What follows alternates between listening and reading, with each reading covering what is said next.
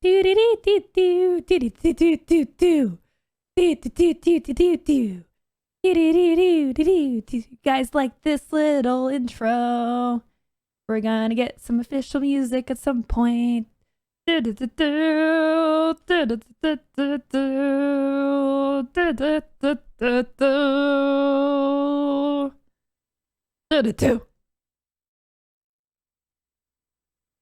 Hello, everybody, and welcome to the Lowdown episode 2. We've got an awesome show for you guys today. We've got even more content than we had last week. We've got special guest GlamShatterskull joining us today, folks. We got Twitch watch parties we're going to be talking about. We're going to be talking about the Valorant and how crazy it's been on Twitch. We're going to be talking about the drop system that they're utilizing and a little bit of controversy around the drop system. We're going to be also talking about quarter one analytics for the different platforms. So how Twitch has done in the first quarter of 2020 versus Mixer, Facebook, and YouTube. And the results will surprise you, or they won't. And we also have some Cyberpunk news for y'all today. I also have a recommended read, an article that I read this week that I want to recommend to you guys, and much, much, much more on today's show. It is great to have y'all. We're going to be talking about trolls. No, I'm not talking about Twitch chat. No, I'm not talking about front page trolls. I'm talking about Trolls World Tour. Yes, that is a movie. You guys remember these guys? Trolls World Tour came out this weekend despite what's happening right now and every other movie being delayed. It's actually the first major film that was not delayed and actually skipped theaters completely and went right to video on demand. This is basically Trolls. Speaking of trolls, this is basically a test to see how movies can do to go straight to video on demand and cutting out theaters. This is kind of dangerous, obviously, because theaters are suffering really badly right now. We have AMC that is thinking about possibly filing for bankruptcy. A report from the New York Post a few days ago reported. But still, Universal has delayed some big name movies like Fast and Furious 9 and Minions 2 to ensure it gets the maximum possible revenue, which currently involves going to theaters first. And again, this test is a little bit skewed because, we have a lot of people staying in more so than, normal. But Trolls is a pretty low risk test subject because their budget is a lot smaller versus Fast and Furious 9 and Minions 2, which are part of billion-dollar franchises. So we'll kind of see how the numbers do with Trolls and see. I don't know if you guys are interested in watching Trolls. It's not really for me. There was a first one apparently. I didn't watch that one. This is the second one. There might be a third. They might keep going if you guys keep watching it. So if you like it, go buy it. It's $20 for a 48-hour rental, which typically is a lot cheaper than taking your kids to go watch in theaters. So pretty reasonable price. So yeah, we got that. Coming up soon, we're going to have Glam joining us. So Glam, this is your official call. We're going to need you here in a few minutes. But first, we've got a Today in History. On this day in 1992, the third installment to the Zelda franchise released in the US, The Legend of Zelda: A Link to the Past on the SNES. This game was known for reverting back to the overhead perspective that was first used in The Legend of Zelda. For many, A Link to the Past was the first exposure to a dark story in video games. Spoiler alert! The game begins with the tragic death of your own uncle, vastly different from a hedgehog saving animals or a plumber saving a princess. Introduced the Master's Sword and parallel worlds that are a staple in the Zelda series to this day, and is considered one of the best video games of all time. And to that, I've got a special treat for you guys. I'm going to show you guys the OG trailer to this game. Here we go. Enjoy.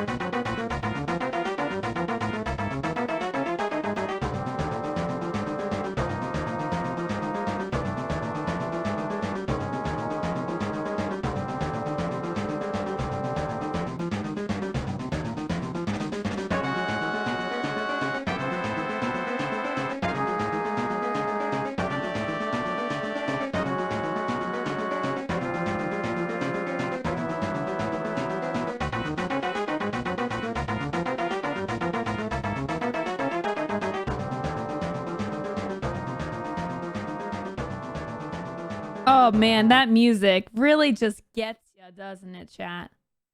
That music just really, oh, so many spoilers. I'm sorry. I'm sorry. How many of you guys played this OG game? How many of y'all is this like a breath of nostalgia for you guys? Wow. 1992, aka my birthday. I was less than a year old when this came out, so I did not play it. It was my first video game. Really? That's awesome. That's so cool. You play this game weekly. That's awesome. That's really, really cool. Yeah, that came out today in the US on the Super Nintendo. That's awesome. Okay, so here's the plan. We are going to be talking about watch parties. Twitch has released some watch parties. So the ability to have you guys watch a movie or a show with a streamer. We're going to be talking about that. We're also going to be talking about Valorant and the Twitch drop system and the booming success a lot of streamers have had on Twitch because of that and the hype. We're also going to be talking about the Streamlabs quarterly report, which basically goes over the latest numbers for streaming platforms. We're going to be talking about that as well. GlamShatterskull is going to be joining us, folks. So I'm going to get him on the call, and then we're going to be talking about these Twitch-related streaming things in just a few minutes. So bear with me, guys. I will be back in just a second, and we will be continuing our show. So hang tight. We are back in action here with the awesome GlamShatterskull. Glam, welcome to the show. Hi, friends. Thank you so much for having me. Everyone say hi to Glam. Glam, tell us a little bit about yourself before we get into some topics here. Sure. I'm a partnered streamer here on twitch.tv, which is a website where people do lots of things like make music, play video games, etc., etc., etc., etc. If you've never been to twitch.tv, you should check it out. How many people here haven't been to Twitch? I'm personally, like everyone else right now, doing a Final Fantasy VII playthrough, and it is absolutely amazing. On my channel, we do lots of other stuff too. We do indie games. Sometimes I play Magic. Sometimes we just paint Warhammer miniatures. So yeah, have a lot of fun. Yeah, good times. Wow, so many people don't know what Twitch is. Y'all are noobs. Yeah, welcome to Twitch.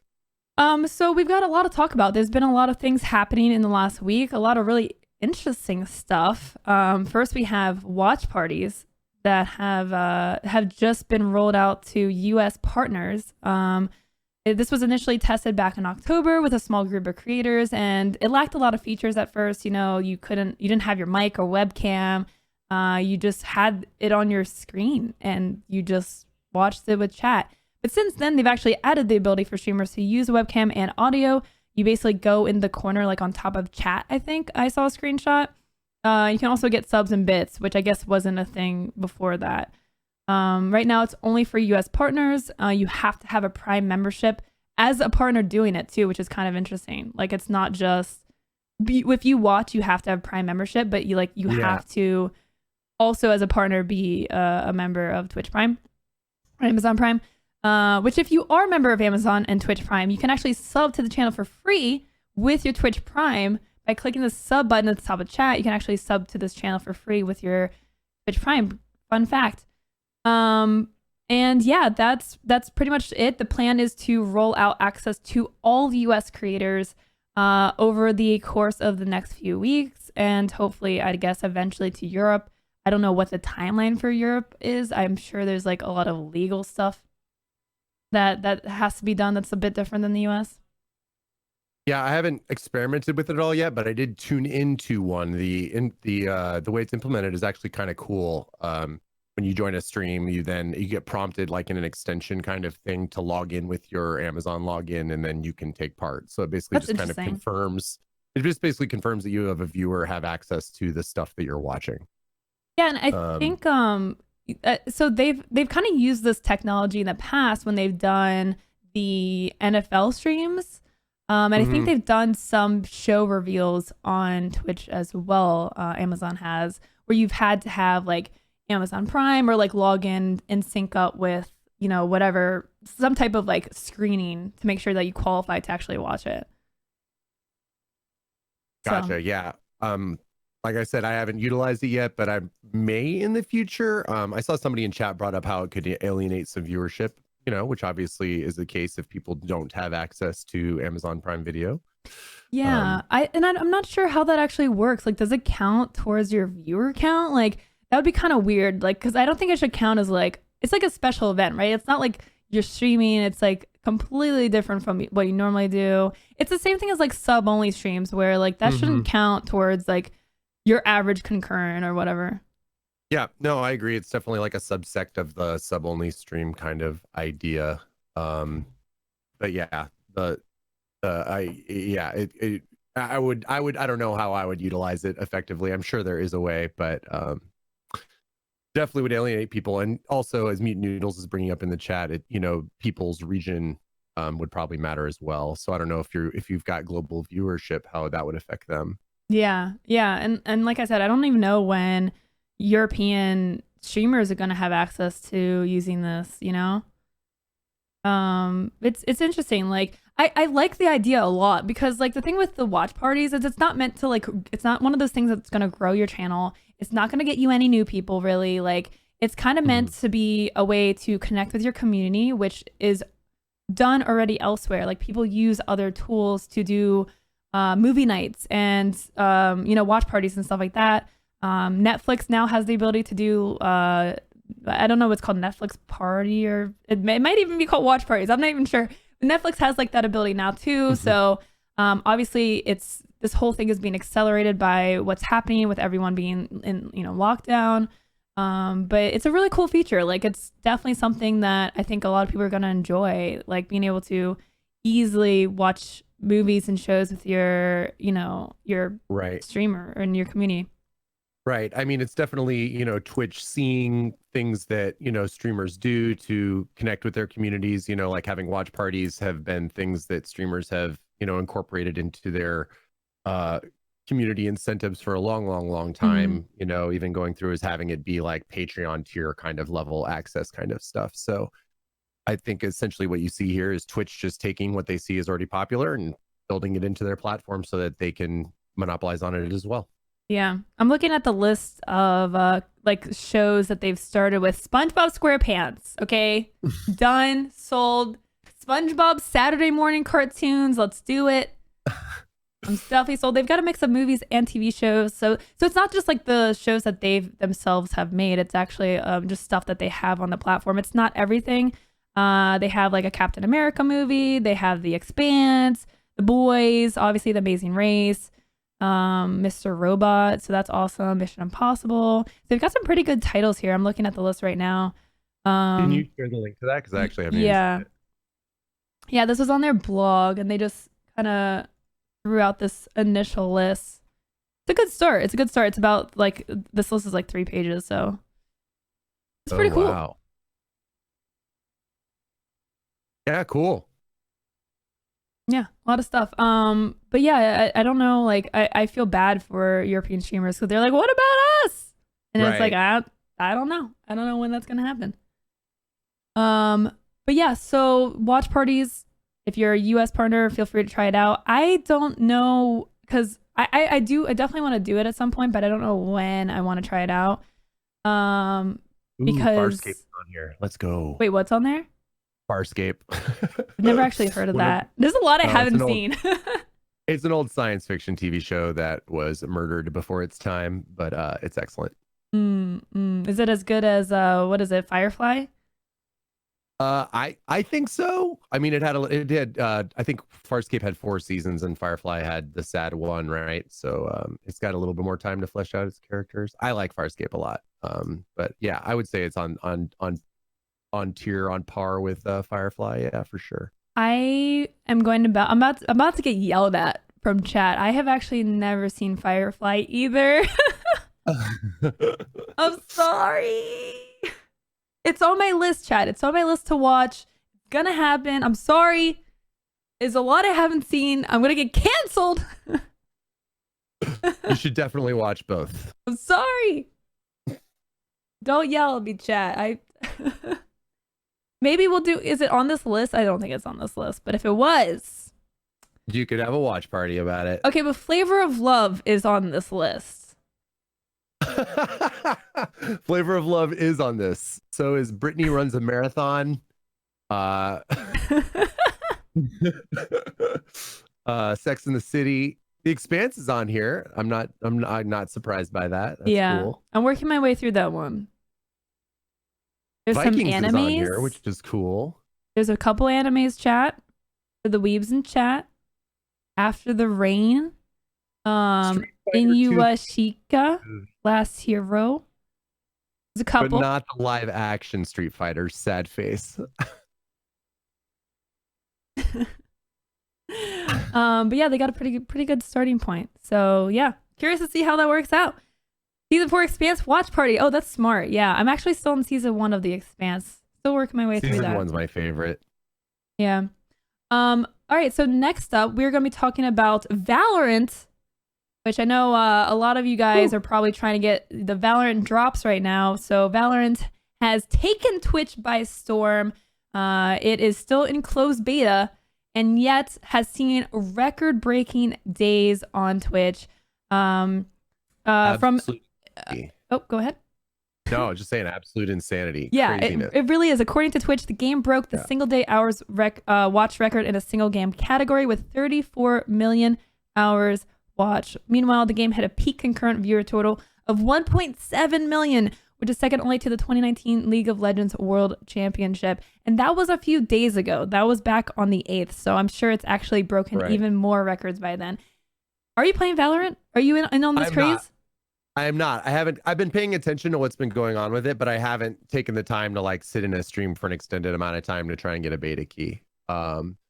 It's even close to 1 million viewers watching Valorant right now, which is nuts. It's insane. And so a lot of that right now is because of the drop system. The game is in closed beta, and I think this might even be the only way to get access is to actually sync your Riot account with Twitch and then watch a streamer that has drops enabled. And this is key because it'll actually say it at the bottom of the stream that drops are activated. You have to check for that because we'll get into this, but there's been some controversy and people trying to juke you out. But yeah, you basically watch a stream and you have a chance of getting access to the closed beta. Right.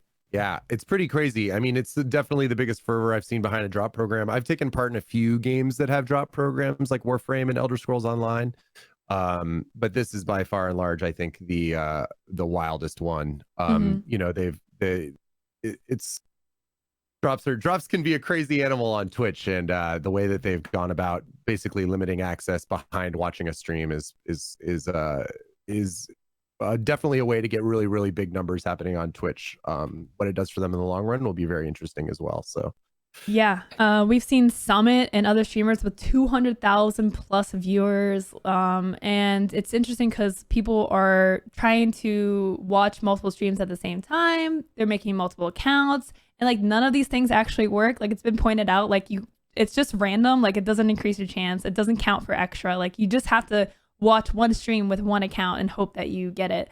But yeah, it's really like so many every streamer that plays shooters by nature is just getting like super inflated views because of this. And it's interesting because, you know, there's a lot of question as to whether these stats are they valid? Like, are they true numbers? Is this like, you know, an effective way to you know, grow a game or even the platform itself? Like, because, you know, these numbers are kind of artificial.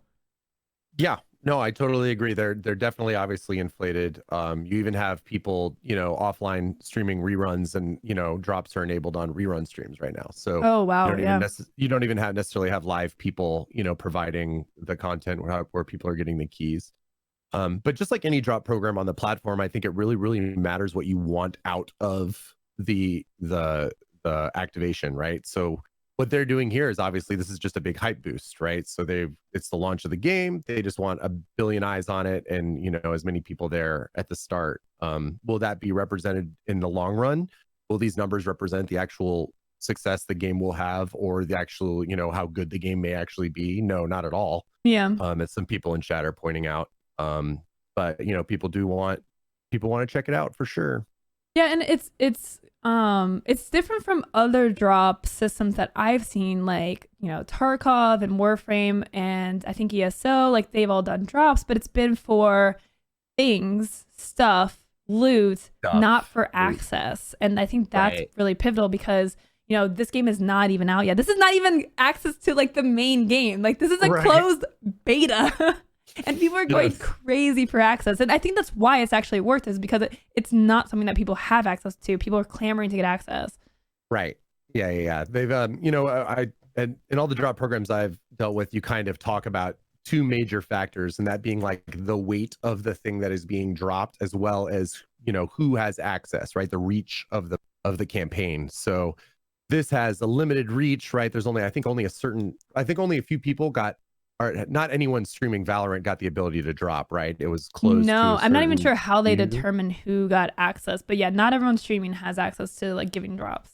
Right, right, right. And then, the weight of the drop being like the value of the thing being dropped, right? So this is obviously a very high value, right? This is access to the game itself. So this is like the highest value you could have. Mm-hmm. Um, so obviously it's going to make really, really big boosted numbers because it's the only way people can get the game. But we'll have to see what the lasting effects of that are. Right. Um, it all depends on what you want out of it, right? If you want big flashy numbers, then this is a great way to get big flashy numbers. If you want a community on the platform with longevity and long-term viewership, I don't know if this is the best way to go about that, but Mm. it all depends on what the goal is the people implementing the program, right? Yeah. I think there's better ways to implement a program to get lasting, more sustainable viewership on the platform, on Twitch and on the channels that are playing Valorant. Um, but maybe that's not their goal. So, the people throwing the program are the ones that really get to say what they want out of it, right? Yeah. So apparently, according to chat, if you participate in the alpha, you got access to the drops. So how are those people determined? I don't know. The first Yeah. the first instance that we saw of Valorant on Twitch was, I think, what was it, 2 weeks ago? They showed a tournament among a lot of big streamers, and it was a pre-recorded event, but it was streamed, and everyone was streaming the pre-recorded content and getting like an insane amount of viewers. So that was like their first open marketing push on Twitch, I believe. So an invite only Right. event. Right. So that was probably your upper echelon, highest of the highest type of streamer, right? Like the big numbered guys and Yeah. gals. So, Um, I feel like it's hard to say obviously how this is going to do at launch, but the fact that it's being compared to CSGO, which is, a game that's been around for a long time, it's consistently done really well on Twitch. mhm. I think that says a lot. Like League of Legends is the most watched game on Twitch still to this day. Like Riot is Mhm. not going anywhere. They're not going to put out a game that's just going to be put down and dead. So I feel like you're going to see this obviously at launch up there, right? This is like, I think to me, this is kind of like reminds me of the Fortnite wave where you For saw sure. all of these creators have like standout success, like the game that made Ninja, right? That put him on the map. You see some and other streamers with 200,000 plus viewers. It's closed beta. It's not even fully out yet. So I do think you're going to see a lot of success from, streamers that have access, that got this access to drops and that have been in these categories for a long time really do super, super well. Oh, totally agree. They also nailed like a release timing, right? You have a lot Yeah. of frustration in Fortnite that's coming around. It's like fourth year now, right? Or something like that. Mm-hmm. So there's a lot of frustration in that community. A lot of the community feels like they're not being listened to, which is also kind of a standard life cycle of a game, right? Like once it hits a certain point in any game, the community starts For to say, sure. "Oh, you're not paying attention to us." But they're hitting that timing, and then as well with quarantine, they hit there's a lot of notes that Riot really hit with this release timing, is on top of the drops campaign itself, contributing to the numbers, which is really cool. Good Yeah. job. Yeah. And so there's obviously been people trying to maliciously take advantage of this. There's been some streamers that have been saying that they've had drops on their channel and Mm-hmm. or do not have drops, and they're Yeah. getting a lot of viewers thinking that because people don't know, they just see drops in the title, they go in there, they Yeah. see they go in there. So That is really shady. I hate that. That's so scummy. Like, and I don't know, Twitch can like make it more apparent, but I mean, I guess that's playing the game, I guess. I don't know what you think about that. Yeah, I mean, it drops programs are generally designed right to bring new eyes to the game and the content, and then also, it's a feature that they work with Twitch on it, so it brings people to the platform. I think then it relies on the streamer to try and convert that person who has essentially come to the platform for something for free into a like loyal viewer, right? Into somebody that's going to stick around and come back and sub month after month and be a part of whatever community you're trying to forge or found on the platform. That can be really difficult, and you're going to see usually really small percentages of turnover in that, right? Just like any large host or any large type of raid or anything like that, you're talking about a very small amount of the viewership that's actually going to stay on Twitch and hang out. Yeah, I mean, it's hard to say also like how many of these people are like doing it just for artificial reasons, right? They're just planting their butt into a stream just to get the drop. They're out. They don't even care. Right. They may not even watch Twitch. I think obviously we'll see a boost to some streamers, like because it's a new game and there's hype and there's going to be new interest. But will we see anywhere close to these numbers at launch? I can't imagine unless they had some type of new drop system. But right. And to your note about the people taking advantage of it, I've seen that in every drop program that I've been a part of as well. People will just say they're taking advantage of the newness of the viewer, right? Who's maybe not familiar with Twitch, and working towards that. And that's fine. I don't think there's any longevity or long-term success there. Generally when I see people exploiting to that degree, it's kind of like, okay, well, sure, enjoy your one big stat day, I guess. It probably won't last very long for you. Do you think that people should be like reprimanded by Twitch? Like, should Twitch be cracking down on people that are falsely advertising drops on their channel? I mean, no, I don't know if that's something I'd really want Twitch to kind of waste their time on. I mean, it's kind of like a hackerish mentality, right? If there's a way to exploit a system, then somebody will do it, right? It's gonna happen inevitably. So you kind of have to decide, is your plan to like constantly chase down the exploits all the time, right? Always looking, because somebody's always gonna find a new hole. And to me, the idea of streamers taking advantage and lying about whether or not drops are available on their channel isn't going to do anything for them in the long run. I guess maybe it hurts the potential future of the viewer on the platform. So I mean, it's disappointing and it's annoying and it's crappy. But it's also fleeting. It's also not something that's going to have a lot of impact for a very long time.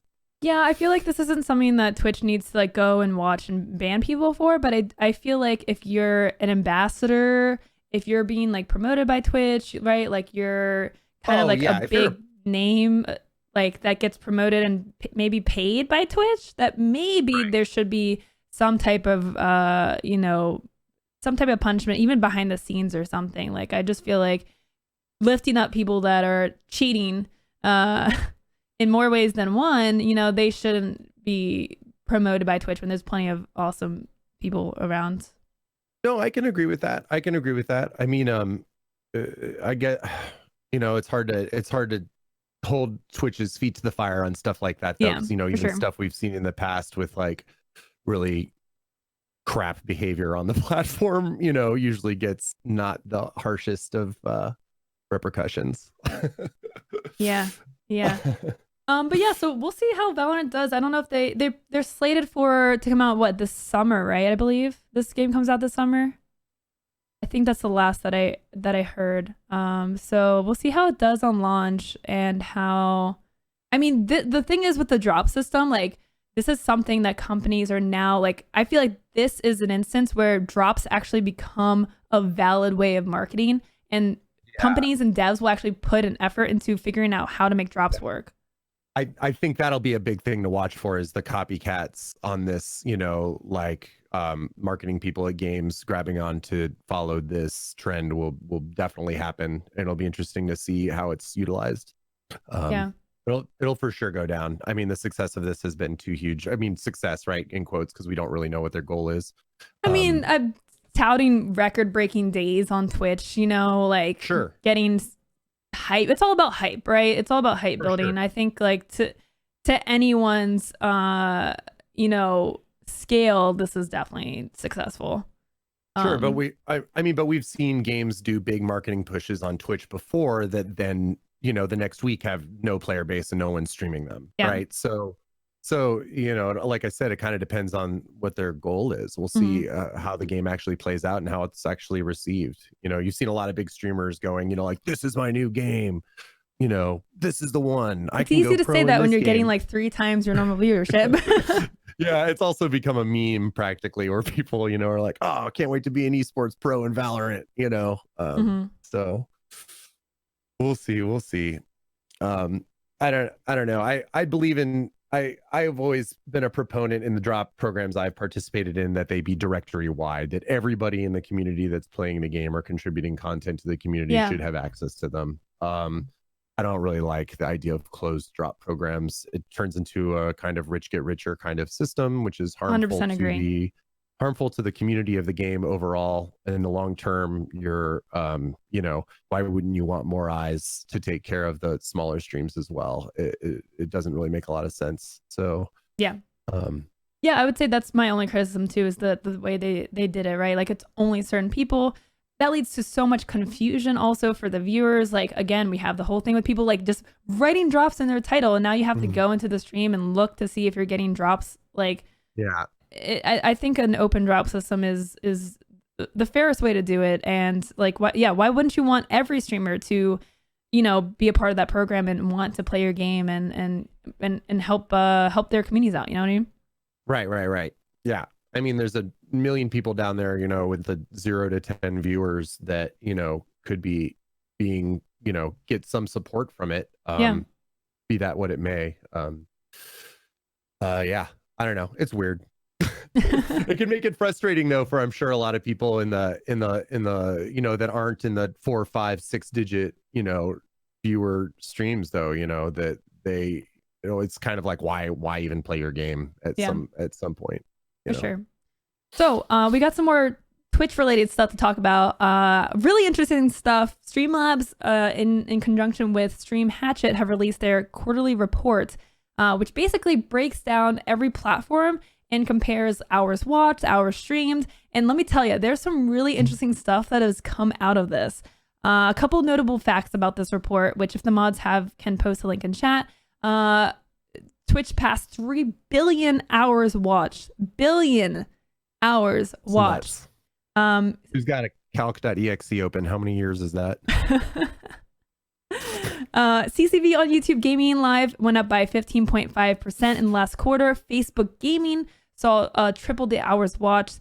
And I can't wait to get to this point, Mixer has had more users streaming on their platform than Facebook Gaming and YouTube combined. But first, let's go for our first fact. Total hours watched in Q1 of 2020. Twitch dominating, obviously, with 65% of the total platform views. And Mixer, I don't know if you guys can tell, but Mixer is on there at the 12 o'clock at 2%. 2%. Compared to YouTube Gaming, which has saw an increase at 22%. So YouTube Gaming actually looking like they're taking a chunk into Twitch's realm a little bit. Yeah, no, I agree. I think YouTube is gonna be I think I would see that pie piece getting bigger and bigger. You know, YouTube is where people go to watch the videos, and if YouTube could integrate its streaming more into the normal way people use YouTube, I think you'd see that pie piece get larger faster. Yeah. YouTube Gaming definitely saw growth. I'll show you guys a little graph of that. YouTube Gaming saw, I believe, I want to say, they saw definitely I think something like a 10 to 15% increase in their hours watched. So look at this graph, and this is going to actually blow your mind. I'm going to show you the total hours streamed. So this is total hours watched on your screen. Now compare this to the total hours streamed, and especially watch Mixer, okay? Mixer right now standing at 2% in terms of hours watched. And then if we go over to hours streamed, 17%. It is actually bigger than Facebook and YouTube Gaming. Wow. That is crazy. That is crazy. Yeah. Yeah. I did not believe it when I saw this. Yeah, that is nuts. I mean, that's not a feel good for people streaming on Mixer, I would say. No, this is really, really, really bad for Mixer. So again, I'm gonna go back. This is hours watched, and this is hours streamed. So yeah, basically what chat is saying right now, for those that don't see the big picture here, is that there's so many more people streaming on Mixer, a ton of people streaming on Mixer compared to YouTube gaming and Facebook. But in terms of hours watched, there's just not any viewership. Like, people are not watching Mixer streams, but there's a lot of people streaming on Mixer, and it's really surprising. Right. It's really, really surprising. Yeah. Mixer's not having the best.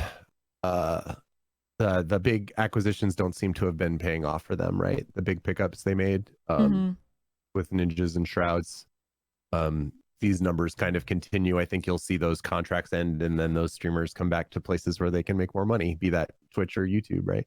Yeah. And I do have another graph for you guys. If you look at unique channels in Q1 of 2020, Mixer takes an even bigger cut at 36% of the streaming pie of unique channels in Q1. So a lot of people are jumping on Mixer to stream. A lot of people. They're jumping on to stream, but nobody's watching them. But there's no split. There's no viewership at all. Yeah. But yeah, they seem to be doing a good job of getting people over there. I mean, they acquired Mixer. Mixer acquired Ninja and Shroud. And you thought, okay, this is gonna be a spike in viewership. Like, this might actually bring people over. But it really seems like those people have dispersed. And I think the big reason for this is because of the total pool of available streamers. And I'm not talking in terms of the amount, but in terms of the notoriety, like the popularity of streamers that are on these platforms. When you go to Twitch and your favorite streamer logs off, your second favorite streamer is probably on, and you just bounce to someone else that you like. On YouTube gaming, it's the same thing. The YouTube has a great pool of very famous, notable YouTubers that you probably follow. It's very easy for you to bounce between one or the other. But on Mixer, that just isn't the case. There just isn't enough people for you to go to a number two, really, unless you took a time to find someone new, which people just don't like to do. They just don't really like finding new streamers to watch. Now, you may know more about this than I do, and people in chat as well, but I heard that Mixer made some big change about their, is it Sparks? That's their bits over there, right? Yeah. I think Embers are their bits, yeah. Got it. They made some type of big change to how Embers are acquired, shared, or something like that. And I think that really was a turning point for how people viewed and used the platform. Their pay for currency wasn't paying off in some way. I don't know if anybody has any insight into that, but I remember reading something lightly about that. But that ended up being a big turn in stats for them. Yeah, so I do know that last year they announced that their monetization options would be open to everyone and not just partners. So basically, you just had to sign up for a Mixer account, pass a few verification steps. It's easier than getting a Twitch affiliate, and then you had access to monetization. I think that definitely has been a big pull. There's definitely a lot of talk of community on Mixer. And I think that they've clearly done a good job of getting streamers to want to stream on their platform. If this shows anything, they have nailed that side of things. It's the viewership that's the problem. How do you get people to watch Mixer? Right. Or is the even experience of being, I don't know. I haven't spent a lot of time on Mixer, but I know that there are things when I look at Mixer pages that I'm like, why does this look like this? Yeah. But it'll be interesting to figure out. They some viewability testing probably is needed. Yeah. So, and I've talked about this in the past quite extensively when, Mixer started pulling over some streamers. I feel like that's the only way. And I'm showing you guys here a graph of comparing the platforms of total hours watching. You can see Twitch is just completely skyrocketed. Valorant's definitely played a big role. Well, I guess it's a little bit too early for that results, but people staying inside, There's celebrities wanting to stream on Twitch. You know, you had the big charity event that brought in new outsiders to Twitch that have never heard of it, because you have like, you know, really famous people coming on. The celebrities and music thing has been really, really big. I feel like music is a skyrocketing category on the platform right now, and you really see, you know, people coming to Twitch to see the celebrities, people already established celebrities, you know, not just your everyday, you know, streamer. Yeah, I think that's been a big pull to people hearing about Twitch, which is obviously good for everyone that's streaming on Twitch. And you can see on this graph like how much the other platforms have to catch up, and especially Mixer is at the bottom there. And they like, it almost looks like it's going down. It actually went down from January to February. It actually went down, and then it has gone up in March again because, you know, more people are staying home.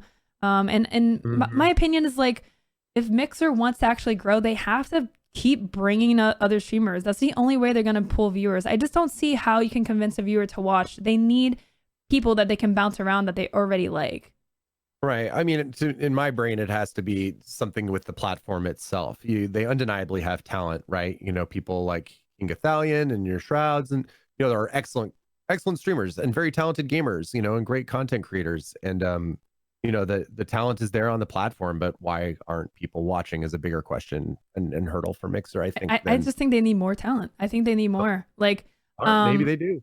You know, I talked about this in the past when Shroud was acquired. I was like, okay, they got Ninja, they got Shroud. They're clearly tapping into the Fortnite FPS group of streamers. If they pull, you know, 5 or 6 more from that exact same group, now you've built a collection of people that are likely to watch someone else that's streaming, right? Like Tim Tatman, Shroud, like getting those viewers that will, you know, watch those streamers. And I think they stopped after Shroud, I guess, and that's clearly showing that it didn't work. Like, they, in my opinion, they need a lot more. No, I mean, I agree with that. I mean, I think once they've opened the Pandora's box of like, this is how we're going to acquire talent on our platform, then they should probably keep going with that. But I will stick to my guns on saying that the UI and the viewability and the enjoyment of viewing on Mixer can be a hurdle for me personally. And kind of like, once you're on Twitch, it's really easy to flow around and watch other streamers. You know, I think it's easier to spend time on Twitch than it is on Mixer for me.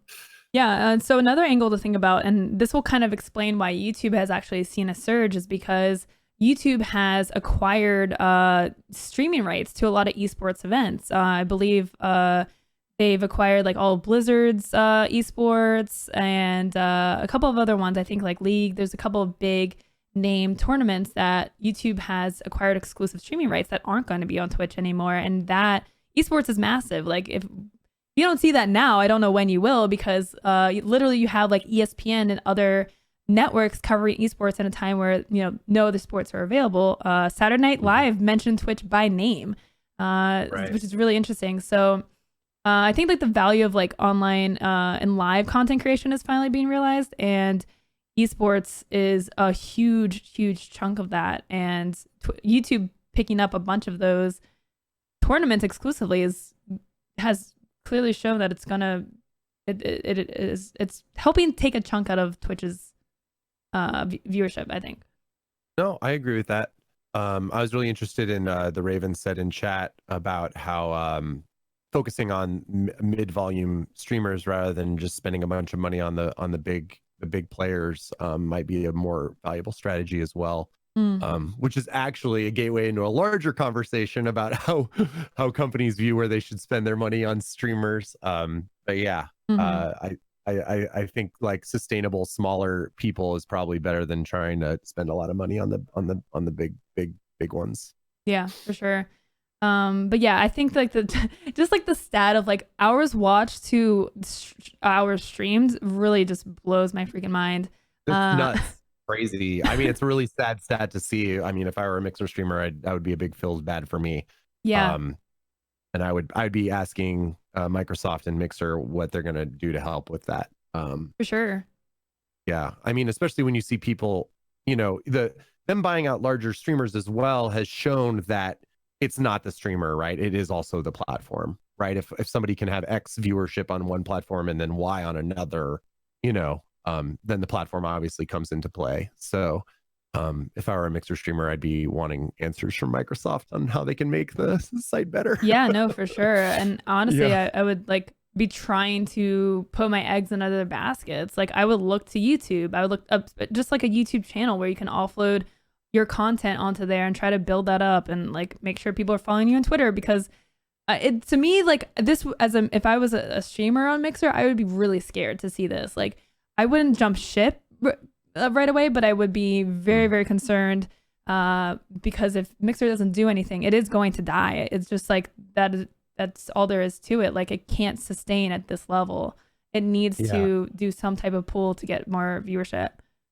Yeah, I mean, I don't know what they're spending or what their budgets kind of like look like, obviously, but you know, Microsoft does have quite a bit of money. Yeah. So we'll see how they play it out in the long run. I think if they want, like I said, I think they definitely need to spend time making the site more enjoyable to use from a viewer perspective. For sure. All right. Well, that's all in terms of like Twitch related stuff that we have. So we're going to say goodbye to Glam and take a quick break. We'll be right back in just a minute. We got more stuff for you on today's show, so don't go anywhere. We got Cyberpunk news coming up. But Glam, before we go, feel free to shout yourself out. No, hey, GlamShatterskull here. I stream on Twitch 5 days a week. We do lots of fun stuff. I'm pretty much seated in variety now. So we do lots of looter shooters. We do independent games. We do painting Warhammer miniatures. We just hang out and listen to a lot of metal and have a good time. So come by anytime you'd like. Find us on Twitch. Follow us, twitch.tv/GlamShatterskull. Thank you, Lowco. I love you all. Bye. Thank you so much. And again, we'll be right back in just a minute. We got some Cyberpunk news and more. Lowdown. We'll be right back after this. All right. Thank you again, Glam, for joining us. That was hope you guys enjoyed that little discussion about a lot of Twitch related stuff. I love that kind of talk. So if you guys actually don't know, I'll do a quick plug. I do run a site called streamersquare.com. We basically help streamers. We have guides. We do live shows on our Twitch channel. So if you guys enjoy these kind of topics and you guys want to get better at streaming, definitely check out Streamer Square. You can find it, !Streamer Square in chat. But yeah, thank you guys. Thanks again, Glam, for joining us. We still got more things to talk about. We have another This Day in History. On April 13th, 1960, NASA launched the first navigational satellite. It was launched into Earth's orbit.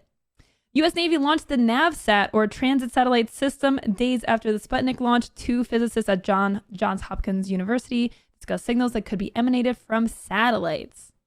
Look at that UFO. The satellite was designed to provide positioning for the U.S. Navy's fleet of Polaris ballistic missile submarines, a task it performed for over 30 years. It was superseded by America's Global Positioning System, which, if you guys don't know, the GPS. Today, GPS is a multi-use space-based radio navigation system owned by the U.S. government and operated by the U.S. Air Force to meet national defense, homeland security, civil, commercial, and scientific needs. Fun fact for you guys. Fun little fact. I know, this is a learning stream. I'm sorry. This is a learning stream. I'm warning you guys. If you're here, if you're new here, you will learn some things. But let's go into some Cyberpunk news anyways. We got some news from Cyberpunk. Cyberpunk has stated that they are poised to release on schedule. Combating concerns that development and distribution would be interrupted, CD Projekt Red has stated that the game is already in a complete form. Despite some issues with localization and voiceover recordings, which can be patched in later, Cyberpunk 2077 is still scheduled for its September 17th launch, which I don't know about you guys, but I am really, really hyped for Cyberpunk. I don't know if you guys care at all, but I'm super, super hyped for it. So that's really exciting to hear that it still looks like it's going to be good to go. The game was obviously delayed. It was supposed to come out next week. Oh, no, this week, actually. It's supposed to come out in 3 days. And it, obviously was delayed to September, and now it looks like it's on track. Closed captioning is now back on. Sorry about that. Closed captioning is now back on. September 2077. Yes, it's coming out in September 2077. We also got some additional news. Cyberpunk 2077 will have as much DLC as The Witcher 3, which, if you've played The Witcher 3, that is a lot of DLC. The Witcher 3 had 2 massive expansions and a slew of smaller free DLC. According to PC Gamer, The Witcher 3 had 2 free DLCs released every week for 2 months. Again, Cyberpunk fans, a lot to be excited about here. I mean, obviously, if you've played Witcher 3, you know what the quality of the product can be. And I know that helps. I know a lot of people's expectations are raised because of that. I know mine are. Looking forward to that. So that's exciting to know that that's kind of like their roadmap for what the DLCs are going to be like. I believe they said that they'll have some DLC coming out like a few months after launch. So that's really excited. That's really exciting. You're a witcher, Harry. Yes, that's one of my favorite lines from The Witcher 3. So I kind of want to just go back and talk about the timeline of Cyberpunk. So the game was actually first announced in May of 2012. So it's actually been 8 years almost since Cyberpunk 2077 was initially announced.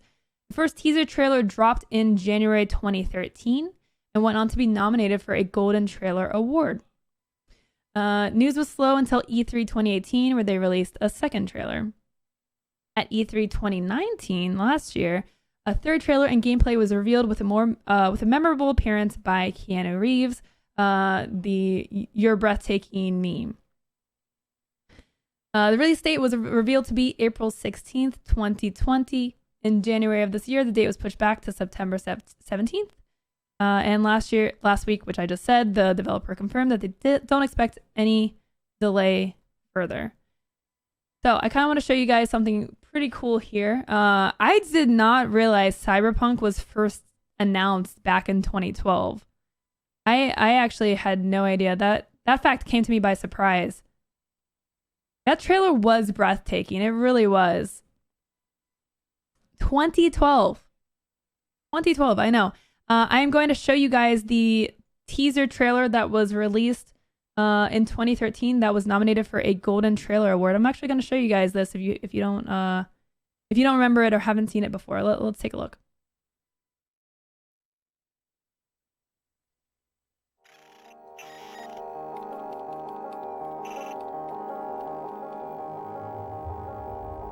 Come touch me like I'm an ordinary man. Have a look in my eyes.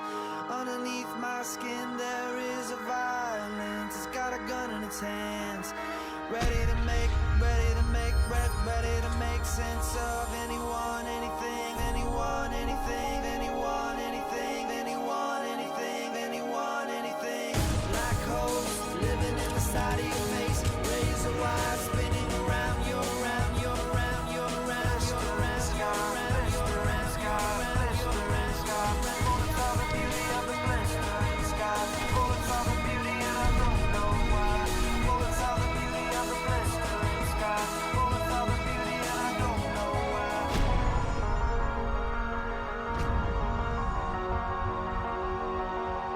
Personal responsibility. Personal responsibility. Makes everyone in medic expect to get 34-year-old male. 14 people are dead, 4 others suffered serious injuries. Police have a suspect.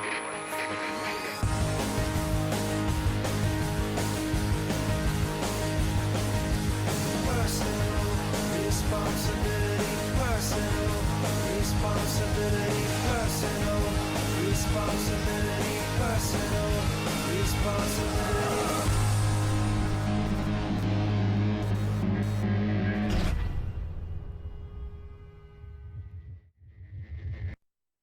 All right, so that trailer got a golden, a Golden Trailer nomination, and to put this in perspective, I was not streaming back in 2012, so I didn't even know about this game.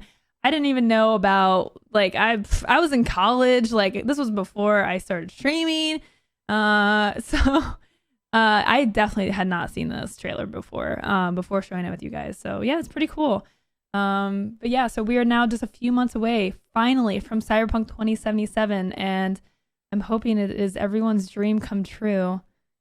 I had not heard of Twitch. Yeah, I did not know about Twitch until 2013, the end of 2013.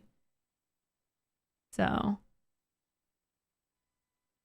yeah, a few months away. Fun, exciting things. So I have some more stuff, a few more things for today's show. We've done pretty good on timing. Is it actually coming out? Yeah, it's gonna be coming out soon, chat. Hang on. A few months away. Just a few measly months away. Hopefully it doesn't get delayed any further, but it's looking good so far. Looking good. 2013 was when I was introduced to Twitch too. Yeah. Okay, so we have I have a recommended read for you guys. Pretty interesting. This article came out in NPR the other day about Bloodborne. Talking about Bloodborne on NPR. Here's a real world and gaming crossover. My recommended read of the week is an article from NPR, which talks about Bloodborne and how it compares to what is going on today. I'm going to read you guys just like a quick little excerpt, and then if the mods could throw the link in chat for the full article, I would appreciate it. Now huddled at home, keeping my social distance, I returned to Bloodborne. A friend suggested I try it again, and well, I guess I missed those monstrous scamps. I entered their world strapped to an operating table, injected with strange blood, equipped only with my wits and a charge to hunt beasts. A werewolf on all fours greets me as I stumble through the clinic, and I'm delighted to see the familiar adversary. But I'm out of practice. It kills me, sending me to a surreal home base which offers respite and a burgeoning arsenal. I teleport back to the streets of Yarnum, think Victorian London with far more serrated weapons, and eagerly commence my bloody work once more. If you guys want to check out this article, it's in chat. We'll link it for you. We'll link it below the VOD if you're watching the video. It's not too serious. It's a cute little read, and it's always cool to kind of see the gaming world crossover into more mainstream sources like NPR. So feel free to check it out if you guys would like to read about that. It's cool. It's a cool little read. And that also actually connects us to our word of the week, which I did not actually write on a slide. So you'll just have to listen to it. I'm sorry. I usually have a visual prepared, but I forgot this week. I'm sorry. It's the second episode, chat. Leave me alone. The word of the week is, oh man, you guys are going to troll me. It's sucker, but not like you're a sucker. It's like sucker. Basically it means assistance and support in times of hardships and distress. The other sucker. There we go. You're spelling it right, chat. SUCCOR. There. Not like you guys are a sucker. No. This is a good type of sucker. It can be used as a noun or a verb. Verb to give assistance or aid to.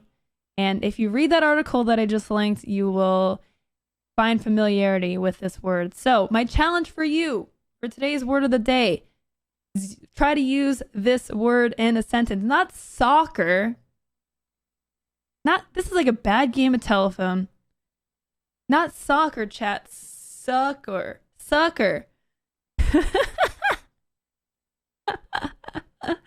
Okay, I got an example sentence. I think Karate made this sentence. Loonies are extremely caring and during these difficult times won't hesitate to provide succor for the community. There we go.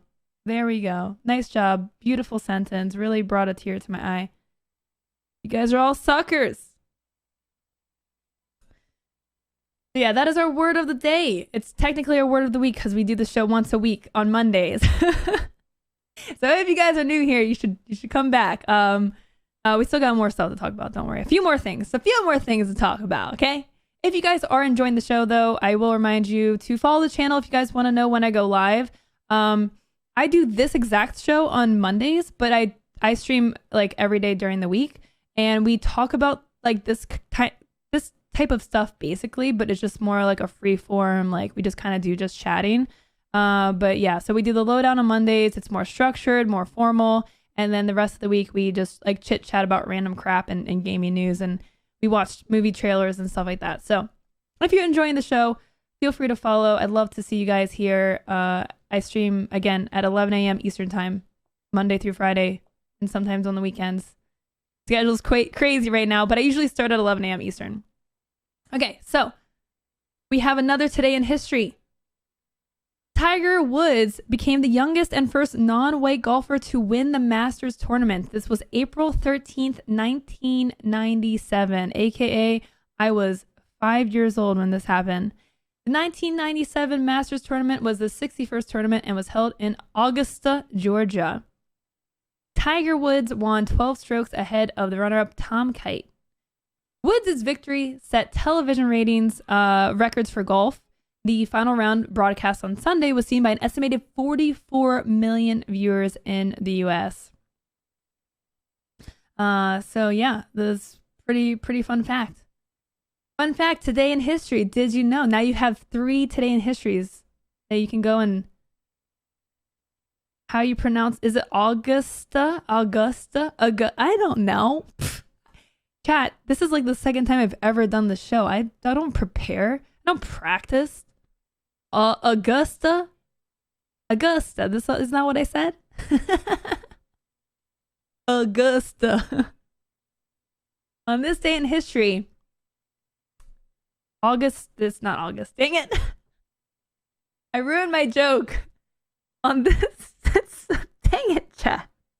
On this day in history, April 13th, 2020, you, Twitch, have watched the second ever episode of Lowdown with Lowco. So you guys should give yourself some snaps in chat, a little round of applause and claps, because you guys are making history right here. Okay. And just when you thought the show couldn't get any weirder, on April 10th, a couple days ago, a wildlife trust in Kenya shared the story of a rescued zebra that gave birth to a zonkey. That is a hybrid of a zebra and a donkey. You thought you didn't want to learn more, chat. You're about to learn what a zonkey is. According to the Sheldrick Wildlife Trust, the female zebra wandered out of the national park and was living in a community bordering the park. Yeah. You're learning so much here, chat. You're learning so much. I'm glad your parents dropped you off to today's stream. I really am. I'm glad they let you spend the day here, because you guys are going to learn so much quality facts and information. Who didn't want this in their brain? Who did not want that image over there of a zonkey in your head? As the trust stated, it wasn't until several weeks later that we finally got a proper sighting of the pair, and that was when her birth announcement revealed a whole new surprising twist. While zebra foals are born with white and brown stripes that eventually turn black, which I didn't even know. Did you know that, chat? A zebra foal starts its stripes with white and brown? Didn't know that either. Wow, it's a fact within a fact. Wow, factception. Boom! This little one's body was suspiciously light on stripes and overwhelmingly tawny in color. At first, we thought it had just been wallowing in the mud bath, but then the truth dawned on us. Our wayward zebra had given birth to a zonkey! Pog! Whoa! Amazing! Wow! What day was this? This was on the 10th. This was 3 days ago. This is real time. We're fast forward. This is not a day in history. This is 3 days ago, present day.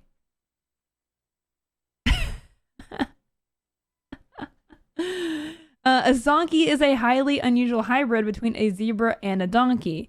The gestation period for zebras is roughly 12 months. Can you imagine being preggers for a whole year? Oh gosh. I mean, I've never been pregnant, so I can't even, like 9 months is a lot. I think elephants is like 2 years, isn't it? Someone correct me if I'm wrong, but I'm pretty sure elephants is like 2 years.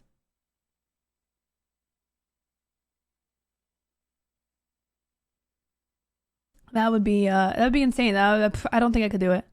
Giraffes are 16 months. 22 months. Oh my gosh. Not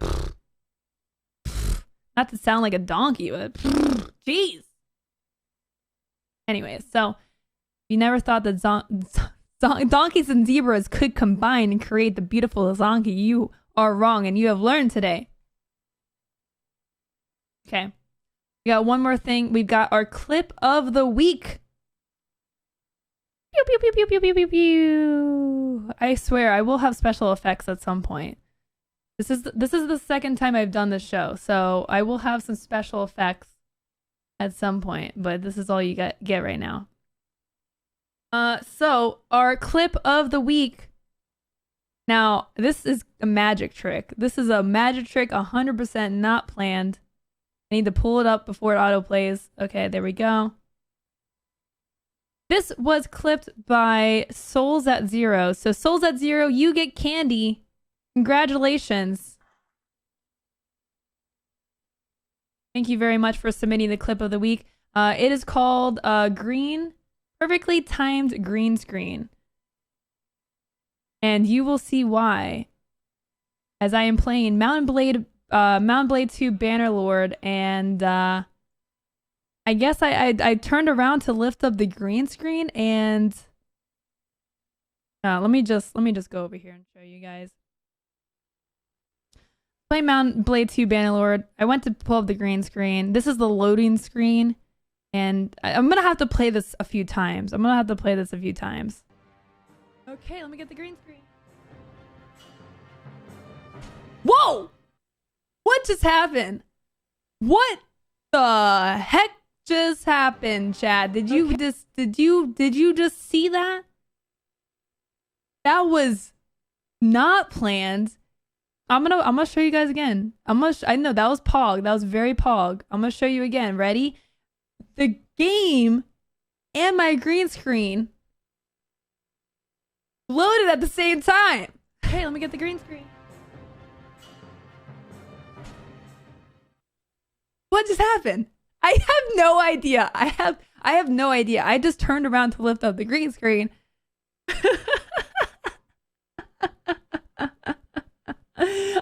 I did not know until I was watching clips last night to prepare for the show, and I was like, what? Like, I didn't even see anyone say anything in chat. So Souls at Zero, good eye, good freaking eye. Again, if you have not seen this, you gotta see it again. You know what? Let's watch it in slow motion.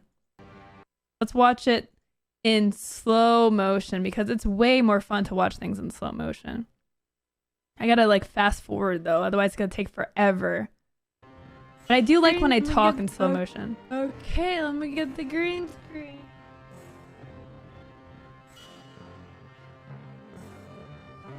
Boom! It's like I just morphed the whole freaking game. What the heckaronies? Souls at Zero, great eye. You do sound drunk when you slow down clips, don't you? Like, let's do 0.25.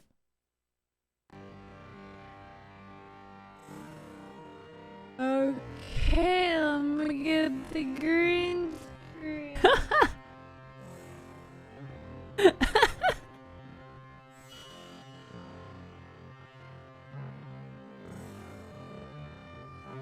Boom!